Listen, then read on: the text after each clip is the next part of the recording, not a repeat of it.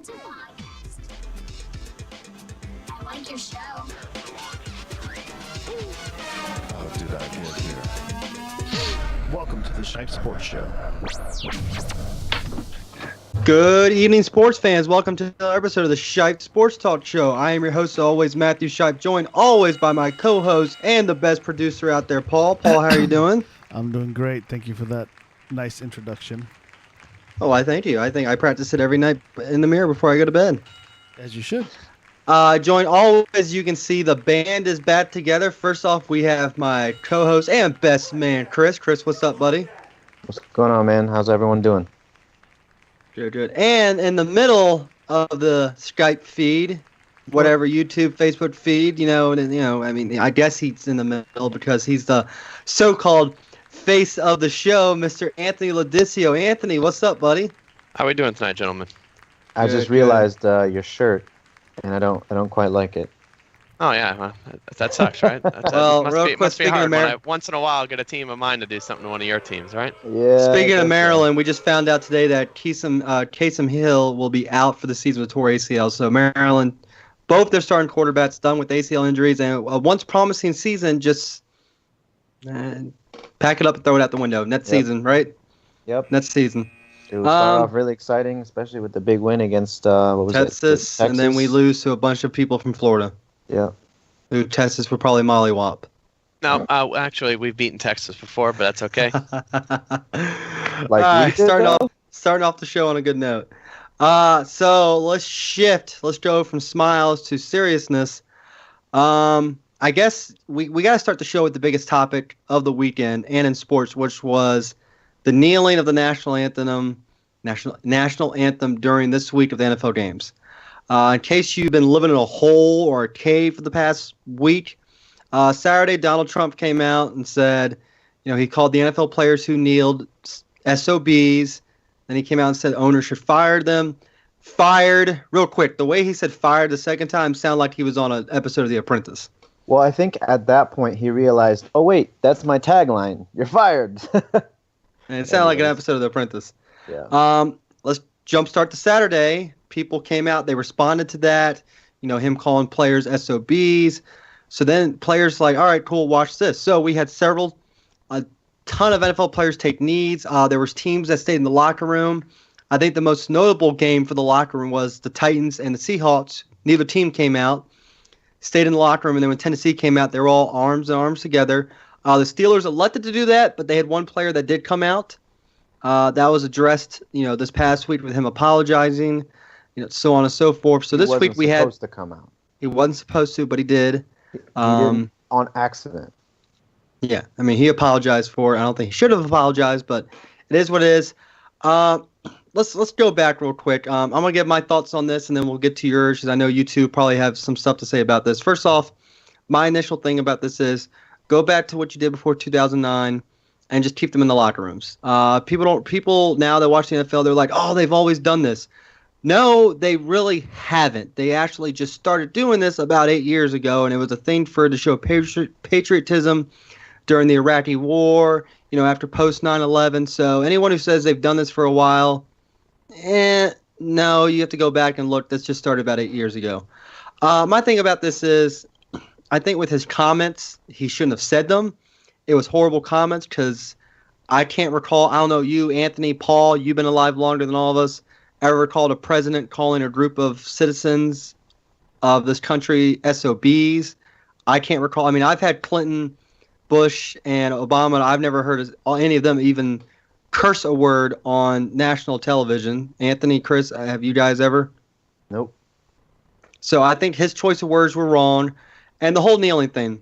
I asked several people this week. I wanted opinions about this. And the people I asked were veterans and police officers. And they all pretty much said the same thing, is that they may not agree with it, but they understand why they're doing it. The one Marine Corps veteran I asked, I'm very close with. I consider him a very dear friend. And he was proud of what they did. He said, they're exercising the right that what he fought for to do this protest. They are exercising their right of freedom. He says, I made so many things out today on Facebook, but I got to find his comments right now. Sorry, give me. Why I find his real quick. It's just, I understand why they're doing it. They're not doing it to disrespect veterans. None of them have said anything bad about veterans. It's more about the, what they feel would be as social justice, inequality in America. They're not trying to disrespect veterans. My thing is, that's what's great about this country is it's freedom of speech, freedom of protest. And I would rather have people do a protest like this than, let's say, burn down buildings, hurt each other. And I'm sure all of us can agree on that. We'd rather see something peaceful than something violent, which we saw, past couple of years with Baltimore, Ferguson, so on and so forth. So this is something we'd rather see. If it's me, I'm still standing. When I go to football games, baseball games, I'm still going to stand for the national anthem. I have several family members in the military. It's just for me, personal. I'm going to stand, but I see what they're trying to come at, and I see the freedom they have to kneel, because that's what makes this country great, is that we can do things like this. You go to some other countries, you do something like this, they're chopping your head off. Let's just be honest. There's some countries where you don't have this freedom, and we do. So that's just my opinion on it. He said this. He said he's proud. He's very proud that most NFL teams, when they did this, they did it together. The holding hands, locking the arms, like the Cowboys, kneeling before and then standing up. That's what he's proud of, is that he's seeing these people, these people, that sounds even worse. These teams, these brothers coming together and doing it together. He says he's happy that what he's done to defend this country, people are exercising their right to do what he's given them. So that was his comment. The police officer that I talked to said that, he may not agree with it, but it's their right. So that's what a lot of people are saying, is they may not agree with it, but it's their right as citizens. Anthony, I'm going to start with you. What are your thoughts on all this? Oh, man. I know it's a heavy topic to start with. Yeah, it's a very heavy topic to, talk about. I will first and foremost start with that the words that were spoken by the president were something that should not be said. He can't say that in his standing. That's not something you want to hear. But as we continue on with that, as much as they want him, to stay out of politics, to stay out of the sports when he should stick to politics, I watch sports for entertainment. I don't watch sports for the political side of things. Just like when you watch movies, you don't watch a movie to see someone's political stance. Everyone's entitled to their opinion. Everyone's entitled to those things. But I don't want to turn on an NFL football game and see people doing stuff because they're trying to get back at a president or at a governor or whatever the case might be. We're turning on for entertainment. If they don't want to, stand for the anthem, like you said, we'll go back to having them in the locker rooms this way. It gives everyone that comfortability of them not having to display what they don't want to display. But right now, I think what's happening is more division is happening than ever, because you're having certain players kneel and then you're having certain players stand. And I feel like the NFL as a whole, they need to get back on the same page, and the players need to work together and have a unity, because this is something for a lot of people, like you said, they watch this to get away from watching the other stuff. So when they watch this and tune in, these are heroes to some people, And I was growing up, I watched some of these guys. These are my heroes, some of these football players. So you want to see them, you look at them, you're like, oh man, this guy's amazing. That's not to say they're not doing that now, but I feel like the unity isn't there like it was in the past. And I feel like they need to get back to that page, on the same page as each other. I'm all for peaceful protests. And like I said, if it's something that they feel that is that they don't want to do, maybe in the press conference they say, hey, I think it's something we need to talk about, as a community. But as far as it happening during the game, I feel like some people, as you see, are starting to not watch, and it's taking away from the sport and from the enjoyment of actually watching the games every Sunday. And by the way, real quick, I'm going to go on just say this. If you're in the D.C. area and you don't like this and you want to burn your tickets, please don't burn them. I'm sure Chris will take them and I'll take them. Just saying, putting that out there. Don't burn your stuff. It's, whatever. Go ahead, Chris. It's free tickets, so go ahead, Chris. Well, I'm trying to get a little brightness or something.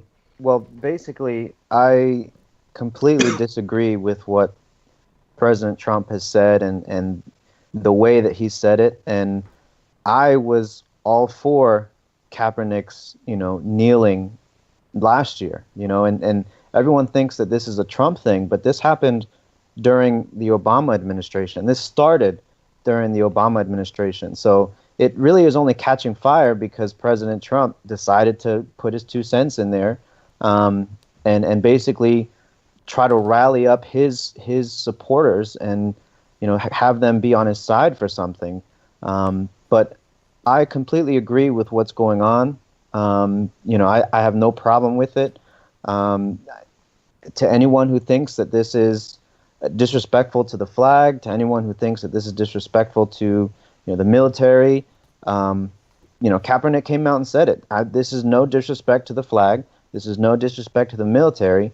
That he loves America. What he's protesting is the social injustices that are going on in this world right now that we live in.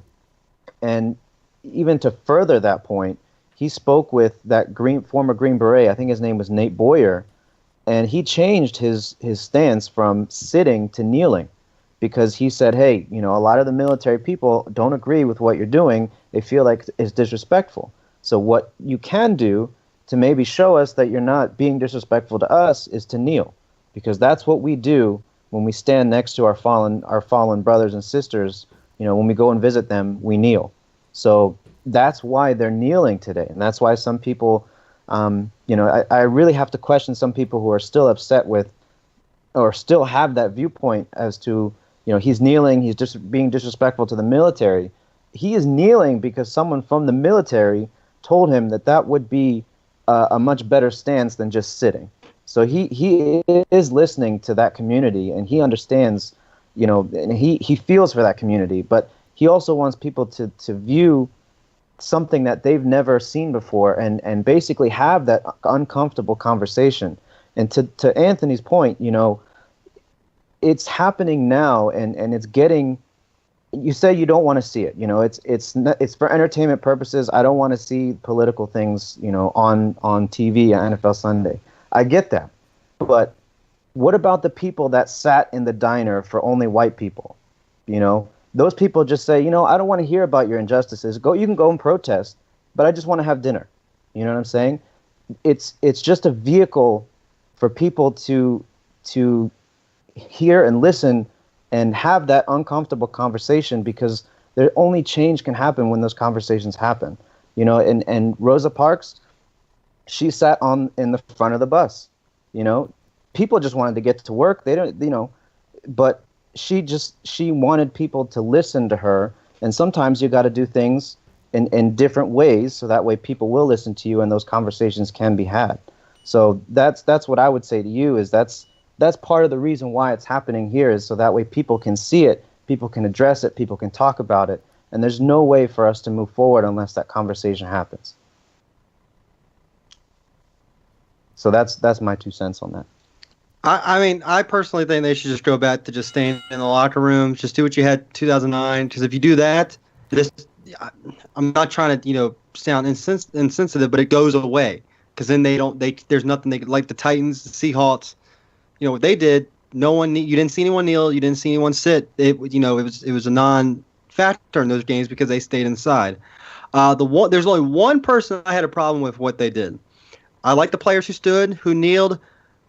LaShawn McCoy is the only one I had a little issue with him stretching during the anthem. I think he should do what everyone else did, which was standing or kneeling, not stretching. So McCoy was really the only one I had an issue with, because he was the only one who was doing an activity during the anthem. I don't know how you two felt about him, but he was the only one I really had an issue with what he did. Yeah, he was stretching. I saw during the video of anthem. it. I didn't really know it was during the anthem. It was during the. I had an issue with that.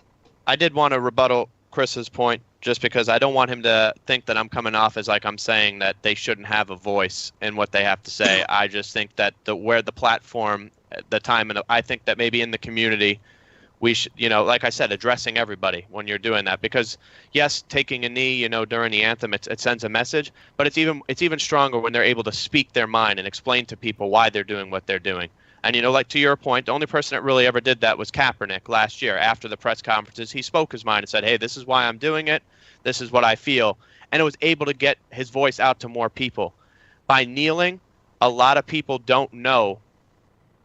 You're not seeing these same people after even going into the community and then saying, hey, this is what I want to do to make things better and fix these injustices that we see every day. Because I'm with you. I think people have the right to do what they want. They have the right to protest. They have the right to do that.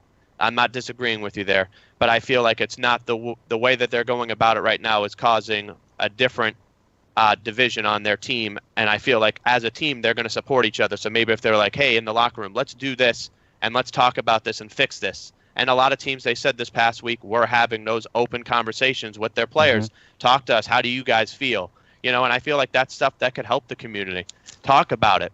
Tell us about it. Because like you said, there's a lot of people with that same mentality that if they see you kneeling, there's no words said with it. So people automatically feel as a disrespect. And a lot of people are tuning out of the NFL because of that. I just saw DirecTV actually stepped in and said they will give you your money back for the NFL Sunday ticket because people are so upset. The ticket sales are going down. Less people are watching it. I can't believe DirecTV would do that. I mean, that's a loss of money on them.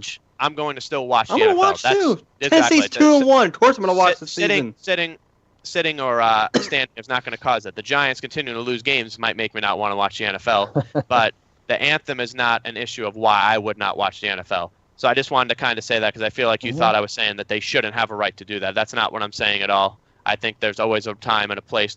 All of them are entitled to their own opinion, and they're entitled to their right to peaceful protest. So I agree with you on that standpoint. I feel like you thought maybe I was just saying like, no, they shouldn't be able to do it, and that's not. My feeling.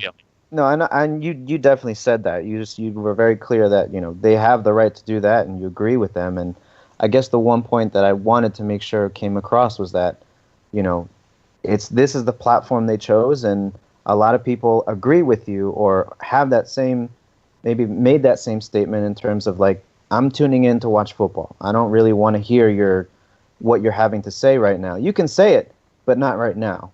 But if I don't do it now, then you won't listen to me. And that's basically the type of what I was trying to say is they're choosing this platform because this is when they're seen the most. And then if they're seen, then maybe someone will actually listen afterwards. And like you said, Kaepernick has done that, and he has followed through. He's donated, his $1 million to different charities and different organizations to work towards bringing community together and the police outreach and things like that.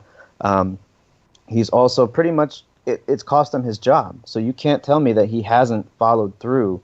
Hold on. Yeah, I want to talk about that if we're going to make that statement. Because I've heard that plenty of times. Let's go back to the fact. See, now we're getting to something big. Okay, we're going 5 more minutes on this. 5 more minutes. Let's talk about Colin Kaepernick real quick. Again, he left money on the table. Contract. He opted out. $16 million to be a starter in San Francisco next year. That's on him. He opted out. That was not the 49ers that chose that. That was him that chose that. He was banking on that he was going to get a bigger contract. So I wouldn't say that he doesn't have a job because people didn't want to sign him. He had an opportunity, and then later had an opportunity with the Ravens as most recent, as I think in the last month before the season started.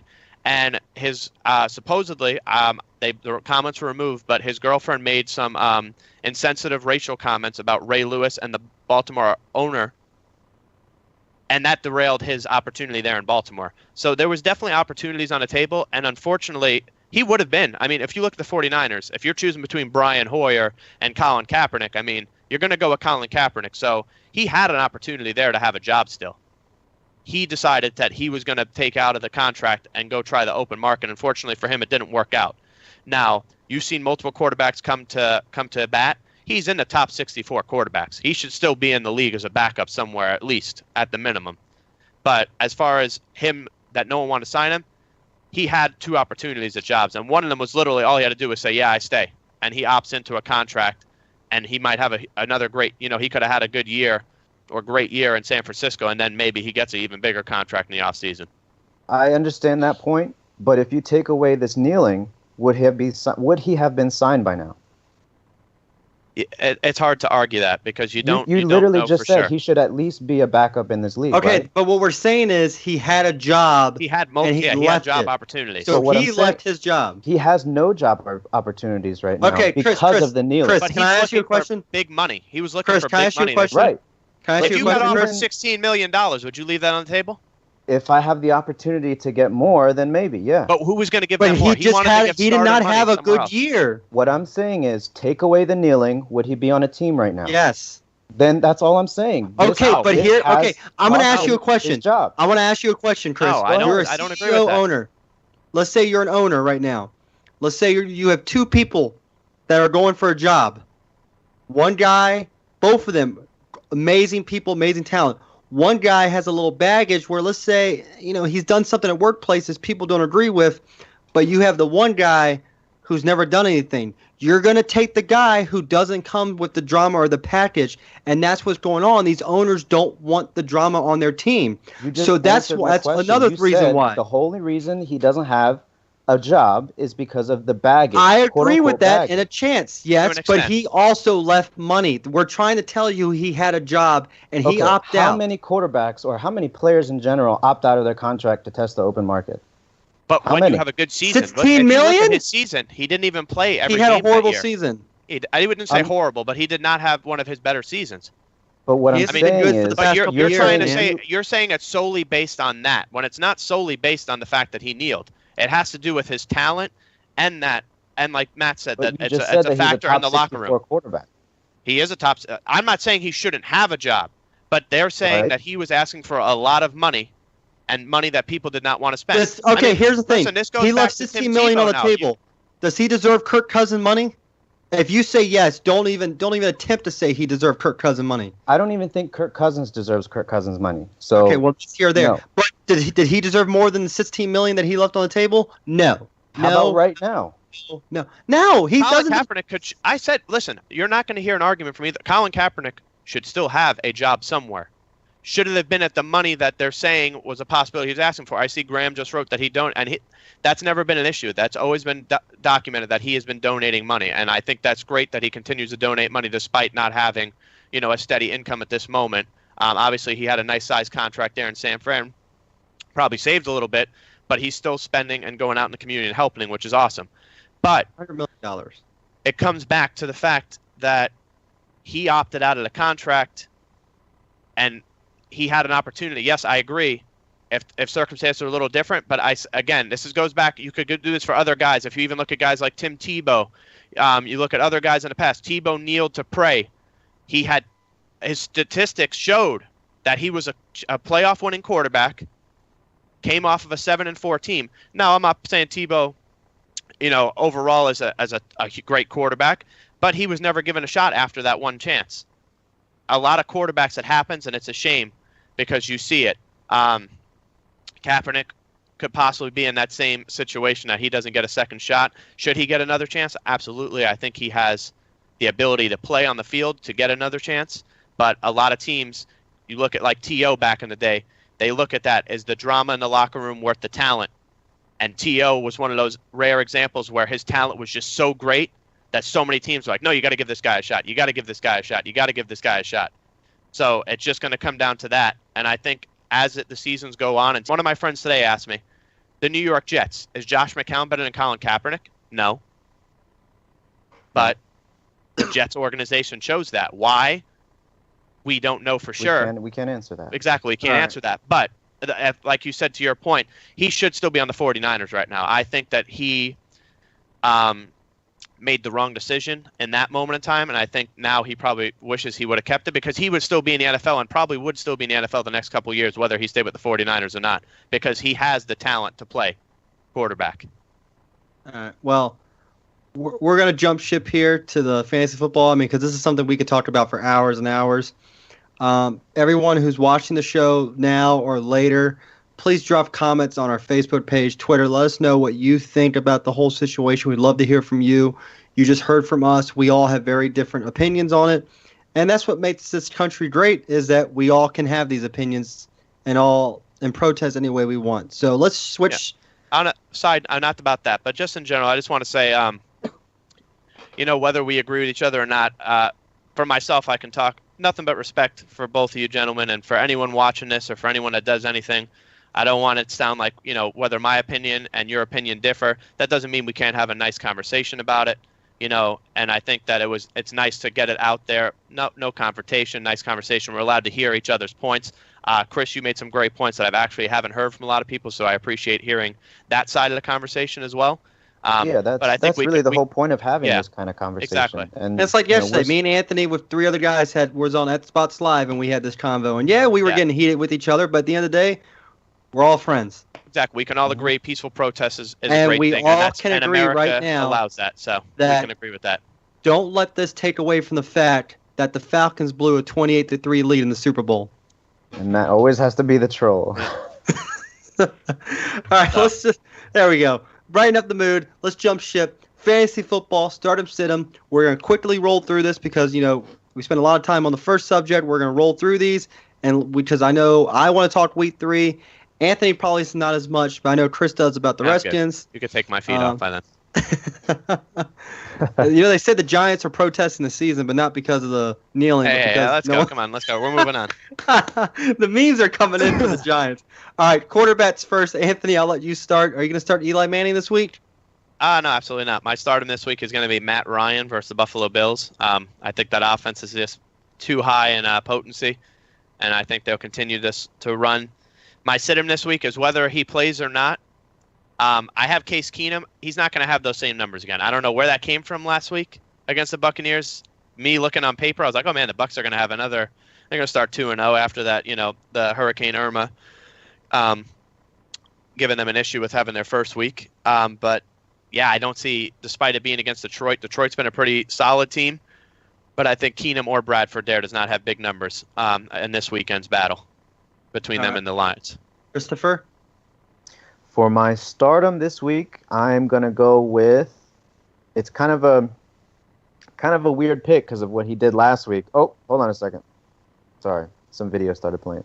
My start of the week, stardom this week is going to be Trevor Siemian.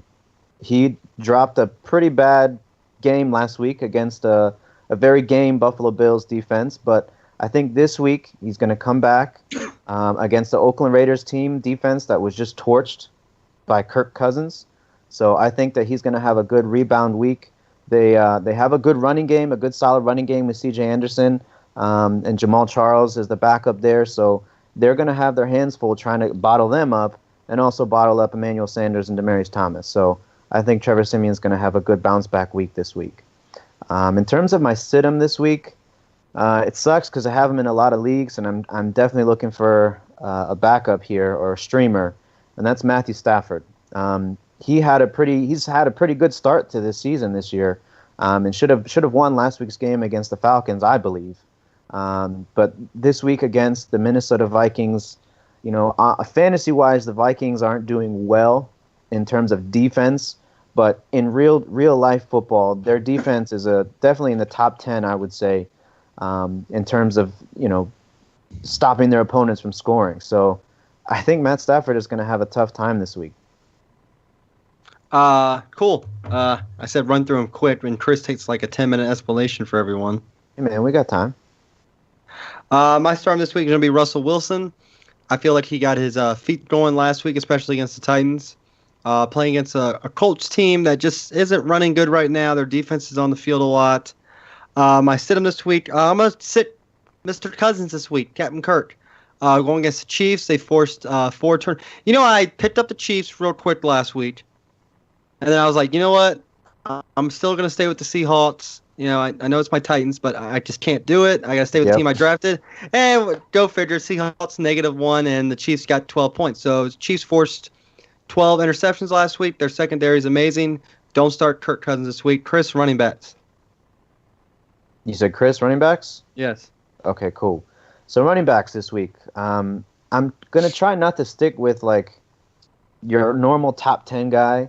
And so this week I'm going to go with Joe Mixon against the Cleveland Browns.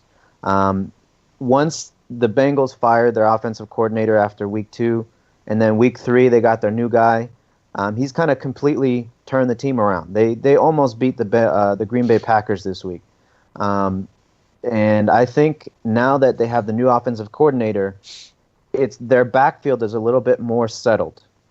Joe Mixon is now pretty much the guy. He out-touched Jeremy Hill and Gio Bernard, and I think he's going to continue to out-touch him.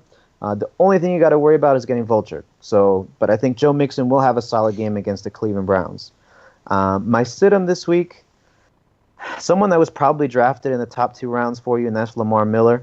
Against the Tennessee Titans. I think that Titans defense is underrated, and they definitely put a good licking on the Seahawks. And, Miller just hasn't really been able to get it going this season, and I think it's just going to continue. I like the respect there. Thank you for the respect. My start this week is going to be Le'Veon Bell. I think the Ravens defense may get some jet lagged even more coming back home after they got mollywopped last week by Blake Interception Bortles. Blake, Mr. Big Game Bortles, thank you very much. Yeah, they play good every other week. He didn't have a good start. He didn't do pretty good against what was that team? Oh yeah, the Titans. Hey, they're 2-1 right now, more than what anyone thought so far. So, I bet you they can't beat the Seahawks. My sit-em this week is going to be any running back from the Saints. You don't know who to start. You don't know who's going to get the carries. So if you have a Saint running back, those running back by committees feel like you can't trust them. So I'm going to sit all Saint running backs. Anthony, go. All right, my stardom, I'm going to go with Jay Ajayi against New Orleans. Don't see much from New Orleans on defense. And that game's in London, I think, right, this week? Yep, 9:30 in the morning. A lot of usually you see a lot of running in those games because sometimes the field conditions aren't that great. Right. And then for my sit-em, I'm going to go with Ezekiel Elliott against St. Louis. I don't know what's going on. Elliott had a little bit of a better week this week, not a huge week, but the week before he seemed when the defensive front was up against him. I mean, he was really getting taken down by the Broncos, and I think that the Ravens could do the same again to him this week. Matt, receivers, would you like to start? I guess I will since it's my turn. Hopkins against the Titans. I know you made a comment about Tennessee's run defense, but the Tennessee's pass defense has not been great. I'm going to admit that. And Hopkins has been the number one guy for Deshaun Watson, who I think half of his targets have gone to Hopkins. I believed last April I said he'd be the best quarterback in the draft, and so far he's been playing like it. I think all three of us called that right after that game, though. We all said that he should have been the first pick in the draft. So, after the Alabama game. I think we all agreed on that. My sit-em this week, if you're not going to start Kirk Cousins, you don't start Terrell Pryor. He hasn't really done much since coming to the Skins. I don't know if it's a new system or what's going on with him, but I think you have to sit Pryor. Anthony, go. My receiver start, I'm going to go with A.J. Green for Cincinnati against the Browns. I think that he's due for a big game. He had a big and then game for my sit-em, I'm sorry, what'd you say? He had a big game last week, didn't he? Well, I think he's due for a big, 2-touchdown, 3-touchdown game here. He's due for one here soon, with Eifert really being a no factor so far. And then for my sit-em, I'm going with Kelvin Benjamin. He hurt his knee again last week. They said no structural damage, but they said whether he plays or not, it doesn't look like his knee is going to be, at its best. So I think it's someone you should proceed with caution against New England if you do play him. Chris? For my stardoms this week, I'm going to go with Larry Fitzgerald, somebody who was in prime time this past Monday, and he's still got it. I mean, he hit the fountain of youth, man. Yeah, this I was going to say this old man, but he doesn't play like an old man. And he's carved up the 49ers before, and I think he'll just continue to do it again. I think he's their best receiver. I mean, he's not. I don't know if he's listed as the number one receiver, but he is their best receiver, no matter what. So I think Larry Fitzgerald has a pretty good game against the 49ers this week. In terms of sit-em, probably, again, someone you drafted in the first 2 rounds, and that's going to be Amari Cooper. I'm not sure what's going on. I'm not sure what happened. I'm pretty sure 90% of football fans, including myself, thought that the Oakland Raiders would have won this past week. Would have won. He fixed himself. I'm glad he did, because he always gives me shit. Yeah, definitely. And I think Amari Cooper, I'm not sure what's going on. Him and Derek Carr just haven't been connecting like they were last year.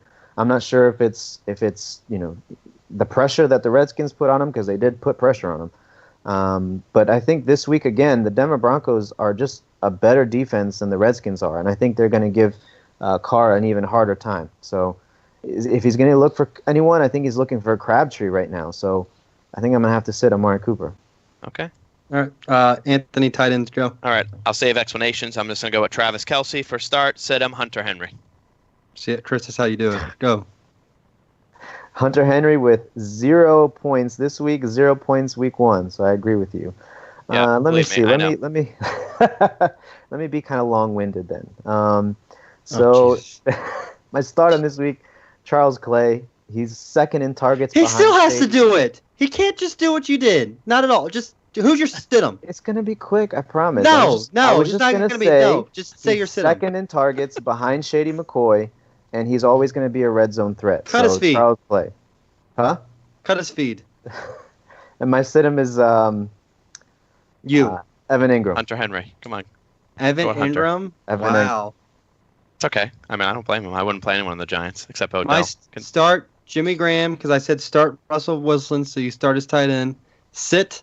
I mean, Henry. I mean, what more can you say? Sit the guy who was drafted in the top 10 for a top 10 tight end. Yeah, and he's giving you week 4, the coach is saying we need to get him integrated more. What have you been doing week 1 and week 3 when he has 0 targets? Not 0 catches, 0 targets. I got Tyler Eifert. How do you think I feel about that? At least he has targets. They're not even throwing the ball at him. Here we go. Here he goes. Triggered. I mean, I draft this guy as my only tight end in a 16-team league thinking, Hunter Henry had great numbers last year, and they're not throwing the ball at him. Hey, you should look to pick up the new tight end from the Titans. He scored every week. I'm not picking up nobody, man.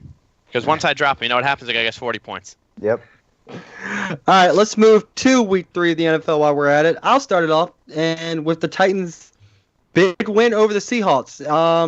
Usually, if you allow the Seahawks to score 27 points, you're not going to win that game.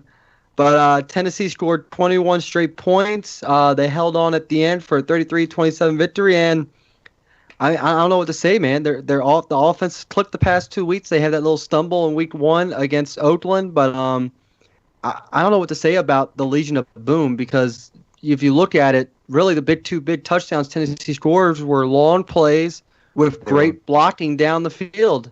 I was going to say, and you could tell tackling. The momentum changed a little bit on that late hit on Mariota where, Sherman couldn't stop.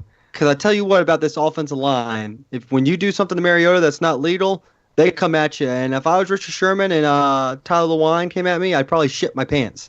I mean, that's a big guy. But he didn't. He didn't. He stood tall. Yeah, but he was in Sherman's face, and Sherman's head was like getting cocked back as he was pressing on him. That's the thing about this Tennessee offensive line is that they are so physical that if Tennessee can stay in the game for the first half, this line's going to wear out the opposing defense so much that those holes will open up easier in the second half. And, after the game, though, the cool thing was, Lewine and Sherman met up, and Lewine pretended to punch Sherman, and they were just laughing about it. So, I mean, it's cool that after the game, everyone can get together and, let bygones be bygones. So this week, Tennessee has the Texans. And I tell you what, Sherman had another chance to light up Mariota. He had another chance, and he didn't. So, well, if you knew what was going to happen if you did that again, I think you would stop too. Well, I mean, he was going to get ejected. So, I mean, so Tennessee has the big this week against the Houston Texans, and I don't know about you two, but I feel like if they beat the Texans this week, they really control their fate right now in the AFC South, winning 2 games on the road. 2 division games on the road. So they lose that home game to the Jaguars. Here we go. Here's Mr. Bortles, Saxonville. stud. Yeah, Satsville turned to Suckville in 1 week, and then back to man. Sackville. It turned to 1 week. Did we say anything when your team lost their first week? No. It's fine. That's okay. That's fine. It's all right, Jack. Hey, man, listen, sleep on Jacksonville. If those guys get any kind of productive, if their defense keeps playing like that, I've seen a lot worse teams offensively. Right. Let's go to the team that doesn't have any wins this season, and let's talk about Giants. Let's talk about the Browns. Let's do that. All right, let's go Giants. You guys. We're big in Cleveland. We'll talk about Cincy if you want. Stop trying. Odell finally showed up for me in fantasy football. Yep. But the rookie 61-yard. By the way, I know he kicked a 61-yard field goal. The video of his parents when he kicked that, I think it was kind of awesome. It's pretty cool to show it. Listen, I didn't see that. As a fan of the Giants, you could imagine how heated I was. But then you read that, and you see the parents were brought to tears watching it there, and it's you just realize that sometimes the losses and the wins, this is bigger than the game sometimes, man. To see those parents watch their 22-year-old son, and then they show you the mic'd up CJ Wentz. He's like, if this guy wins, man, I'll give him my game check. I'll give him my money for the the thing. So people are tweeting CJ, did you send him? Wentz, did you send him your money? Because 22 years old, man. What a fantastic thing to see. Obviously, it was at the expense of the Giants, but just for the sport, man, it's awesome to see kickers, hit big, and to see parents at such a time, like you said, what we're talking about with so much things that are just going on right now, to see something like that and just to see so much joy of his parents on the sideline watching him, just brought to tears, and all these fans erupting around him. It's just a nice thing to see, and a positive thing to talk about. I'm kind of happy it happened in Philly because it was a better atmosphere for it to happen in. Because 61 yards, a 22-year-old dude, God, Aguayo couldn't even make a 30-yard. He had missed one earlier in the game, so. Yeah. And FYI, they the kicker, I can't remember his name right now. Josh Elliott. Josh Elliott. There you go. He actually, like, Carson Wentz offered him the money, and Elliott declined it. But now they're figuring out a way if they can maybe donate it to some type of charity. So There you go. That's awesome. That's still good to see. That's positive things all going around. on. Great thing. yeah. All right, Chris, let's go. Let's talk Thank you. Skins. Glad we got off that real quick. No one thought they were going to win. Everyone thought this Myself was going to included. be. Honestly, myself I included. think the was Redskins included thought they too. were going to win. Nope. Remember, I'm the guy who said they were going to start 0-5 or 1-4, and now they're 2-1, going on to take the undefeated Chiefs. I mean, this game, you start off the first possession, you get an interception, which was a horrible throw by Carr. I mean, you can't even. I mean, it was lobbed. It was a jump ball that came up short. Josh Dotson finally scored a touchdown. Finally got in the game, which back in the Against day an when all of us ex-Redskin? played football, that was something. After you scored, you yelled "Lost." By the way, it was a great game overall for the Skins. I mean, Vernon Davis talked about finding the fountain of youth. This guy hasn't lost a step since coming here. So great win for the Skins. Chris Thompson, what can we say about this guy? Awesome. I mean, he's Yep. just PPR machine right now. Some guy sent me something on one of my fantasy leagues. He said, "Hey, he's sitting on your bench. What do you want for him?" I'm like, "He's just stay on my bench because unless you give me a top tier player, it ain't gonna happen, buddy." Really? I actually tried to trade for. I tried to offered him up for I think Amari Cooper, because obviously Amari Cooper's coming off a bad game, and honestly, I don't think Chris Thompson is going to be able to keep up this top 3, PPR scoring for the rest of the season. Will he put up big games? I'm sure he will. He'll have the big games, but is he going to keep it up consistently over 16 games? I don't think so. But to me, the most surprising thing, because you've all seen over the past few years while Kirk Cousins has been our quarterback, we've been able to put up numbers. We've been competitive in games, not because we can't score, but because, and it's because we can score. But what was surprising to me is this is the best defense I've seen in a very, very long time. That was the thing to take away is Very we good shut defense. down a team that I think you, Matt, and I don't know if you, Anthony, said it, but you said that basically Oakland is a playoff team. This team is I will say I put them in the AFC title game. right, put them and I even a think step They're further. on paper, they should be the second best team in that AFC. Now Right. it's up in the air. It could be the Titans. Could be the Chiefs, is what I wanted to say. Oh, I was going to say That's right. Chiefs right now, definitely. Chiefs but could be the number 1 team. We'll come back to that.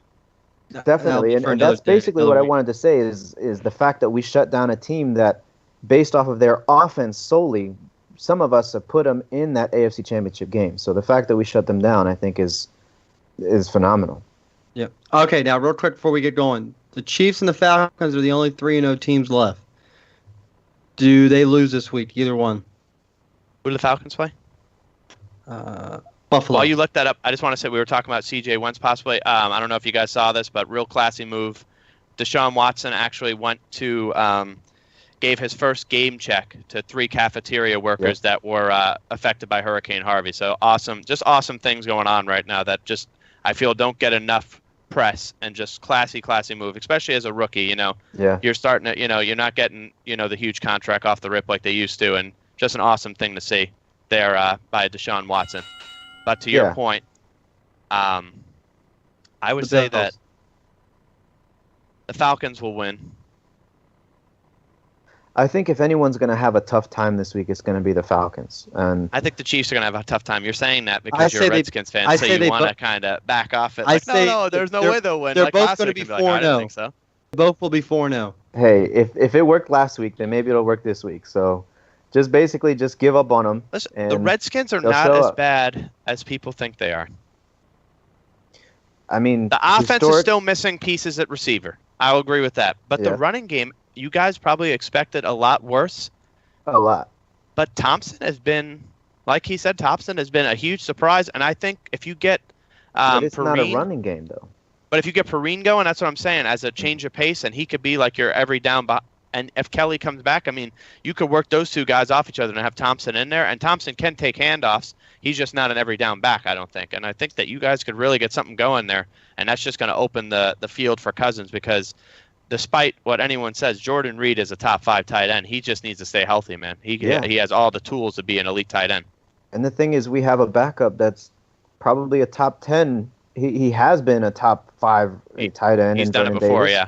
So I don't know it's if not he's like anymore, he hasn't been but there. he's done it, yeah. I mean, he showed up. He showed up when he needed to last week. Yeah, I mean, he did scored. for sure. And Doxson showed something too, so it's a plus. A lot of good things going on, especially in a division now where you see the team, as in my team, that people were saying might make a big run for the first place, myself included, are looking like they're having a real rough time. 2 years in a row, I picked those guys to win the division. Okay, I'm never picking the Giants ever again. Man, it doesn't hurt my feelings. I don't know why you think that hurts my feelings. I'm not saying it hurts your feelings. I feel stupid. Right now we're in the cellar, so a lot of potential, but can't win. So let's go to 0-3 teams real quick. Okay, so first off we have Cincinnati, Cleveland. Cincinnati's going to win their first game. All right. The other 0-3, we have the Chargers. Do you agree with that, or do you think the Browns are going to win, Chris? I get Cincinnati. If the Bengals played, who cares? What are you in a rush for? We're having a good time here. Not in a rush. Yeah, man. What's going on? You got school tomorrow morning or something? Actually, I do. We all work. It's okay. If the Bengals were just as bad as they were week 1 and week 2, I would have given the Browns the win. But they finally found their offense. They finally have scored touchdowns. They're finally feeding the ball to A.J. Green. There's no way that they lose this week. Okay. All right. So continue the other 0-3 teams. The Giants beat the Bucks. I have yes. No. Okay. The San Francisco beat the Cardinals. No. No. Do the Chargers beat Super Bowl pick? Do the Chargers beat the They're still Eagles? in it. The Chargers beat the Eagles? Maybe if they get Hunter Henry. That one's a lot tougher for me because, again, this is what I want to say about the Eagles. I think the Eagles are a talented team, but the Eagles should have beat the Giants convincingly last week. I didn't get to watch the game, but the Giants had 2 4th downs inside the 15. One was on the 1-yard line, one was on the 12, and they didn't convert either of them, and they still lost on a last-second field goal. So I think that game said a lot more about the Eagles' weaknesses than it did about their strengths, because that's a game where if you do that against a lot of these other top teams, like if we did that against the Cowboys in our division, or we did against the teams like the Chiefs, or even your Titans, or anyone that has shown offensive capability like to an extreme, to an elite level, you're not in that game in the fourth quarter with 18 seconds to go. That game's over a long time ago. 100%. If you don't get, you're not putting points on the board. So I think that the Chargers definitely could, because the Chargers are another team that Phillip Rivers is just Phillip Rivers. I mean, he can win games. It's just maybe Hunter Henry will get a point. Yeah, that'd be great, man. I mean, yeah, there's no way that Phillip Rivers is going to have another 4-interception game. I mean, he'll have those, but then he'll turn around and have a 3-touchdown game. Yeah. You know, I predict the Chargers to beat the Eagles this Sunday. I think they'll be. I think they're one of the teams that obviously, but the other two are both 0-3. You have to have a winner there, but I think they're the one team for me that I put highest that will win their game. And again, he threw a 4-touchdown game, and they were still in it in the fourth quarter. You know, they were down, I think, a field goal or something like that. Yep. So, I mean, this team is a good team. They just got to fix those mistakes, and they'll get their they've been win. right there pretty much every game. Mm-hmm. They're just finding not closing them. Yep. All right, so that's the NFL for the week. So real quick, before we go off, MLB postseason will start next week with the wild card games. Nationals, I think, pretty much. Hold on 1 second. Paul, can you put it across? Because what is this baseball you're talking about? What is this? What is baseball? Yeah, what is baseball? There's actually one more thing I want to ask you guys before we're done too. So go ahead. Is it the NFL or what is it? Matt's itching. You see him? Keep going. Okay. Well, why are you putting it all on me? Put us all. Okay. So the Nats are pretty much going to have home field against the. There it is. There it is. That's Anthony that hasn't been on baseball since April. The Nats will be going up against the Cubs in the first round. Nats will have home field. The Dodgers will be, as of right now, it looks like it's going to be, if the playoff stands the way it is, they're going to either play Arizona or Colorado, which I think could be tough for the Dodgers. Either one. It's division opponent right off the bat.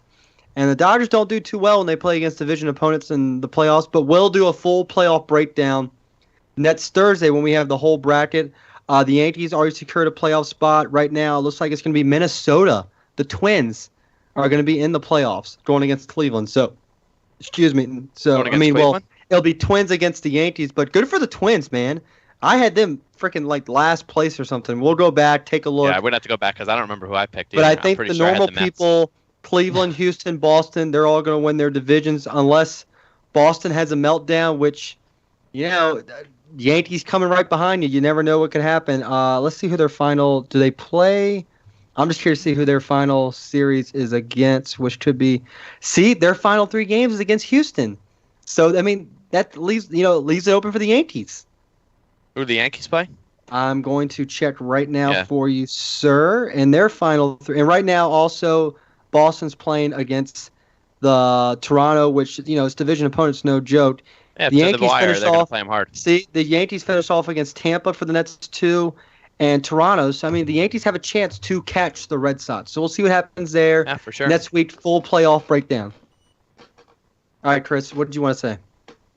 One of the biggest headlines that's come out of sports in the past couple days, the NCAA scandal. What's going on with that? Okay, so here it is. Louisville's assistant coach, I believe it's Auburn, not by the NCAA, but they have been arrested by the FBI. For corruption, bribery. They're paying these players to come there. Rick Pitino was fired today by Louisville. Yep. Remember, he also had the scandal of buying hookers for the recruits. Louisville, you hate to say the word, you hate to say this, they're going to get the death penalty. Louisville basketball program will more likely be shut down. Auburn is going to get some sanctions against them. We may not see Auburn in a postseason. Well, I mean, their basketball program, let's face it, was never any good. But Louisville, I strongly believe, is going to get the death penalty for basketball. The last time a death penalty was issued for football was for SMU. Football? For college sport was SMU. Okay.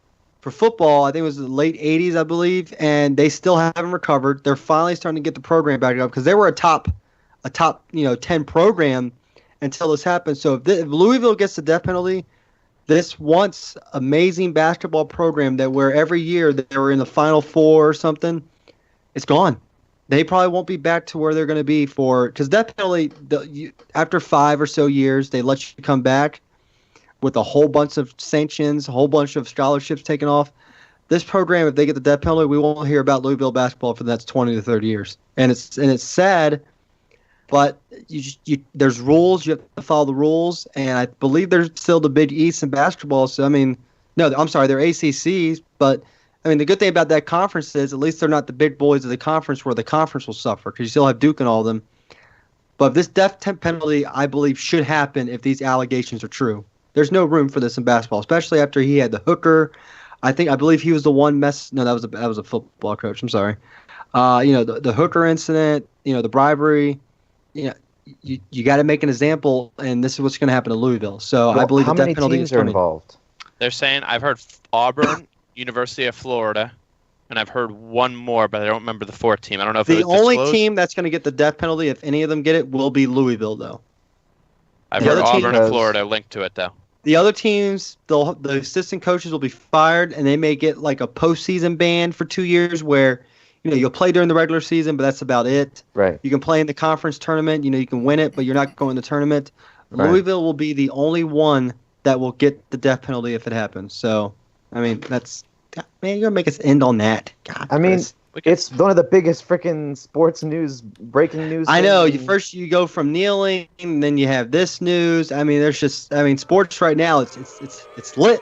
Let's talk on a more positive thing real quick. Then, it's something big that happened in basketball. What do you think the impact of Carmelo to the Thunder is going to have on the Western Conference? Conference finals. That's about it. You ain't getting past. Do you think they could beat the Warriors with the 3 of Paul George, Russell Westbrook, and Carmelo?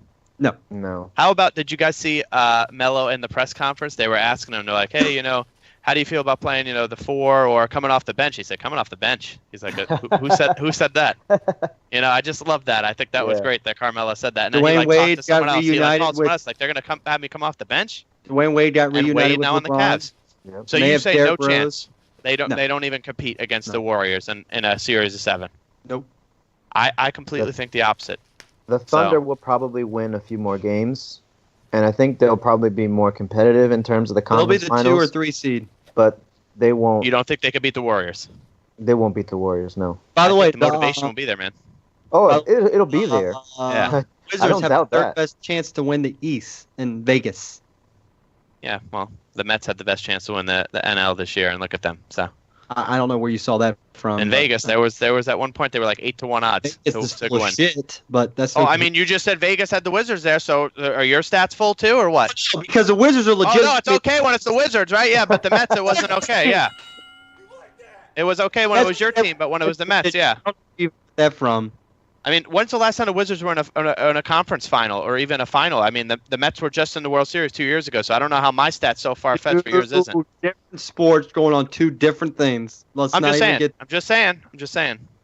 I mean, basketball, every team changes every year with these super teams they keep building. So, I mean, if anything, it'd be harder for your team to stay relevant. You've seen this goddamn same three final for 3 years in a row. Yeah, I mean, well, the Wizards, but the Wizards are third in the East. Basically, all you're doing is saying that the Wizards are the third runner-up every year. That's what their best odds are. Well, so if you want to bet that, then go for it. Goes to the West or retire. That's what's going to happen. Until don't the worry. Warriors their thing.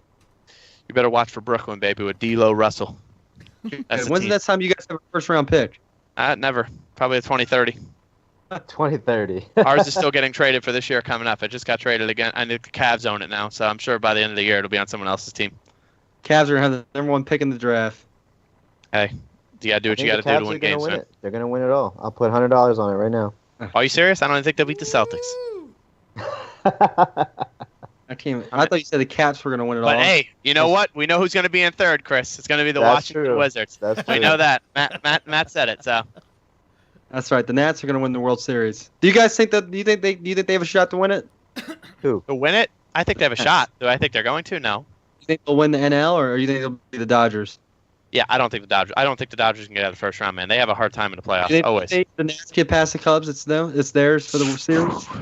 If they can get past the Cubs, I think it's going to be tough to beat them in the NL. But the AL is where I think the champion comes from. Well, I still think the Red Sox are winning it, man. I really do. Quick, before we go off, just for the final minute, now that we know pretty much who's in the playoffs, what kind of who do you just two teams real quick? Who do you want to see in the World Series?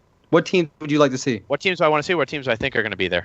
What teams do you want to see? Who do you want to see? I would love to see the Indians there again. I would like to see that. But realistically, if I'm going to go based on what I think will happen, the Red Sox and the Cubs. I said, what do you want? Well, because there's difference. Because I would love to see the Mets somehow get to the World Series, but it's not going to happen. Said out of the playoff. Realistically speaking, I think it'll be the Red Sox and the Cubs. I would like to see different teams. I would love to see someone like the Astros make it. I like seeing new teams. Like you said, when you rant about your basketball being the same three teams, same 3 years in a row. Almost basically always new.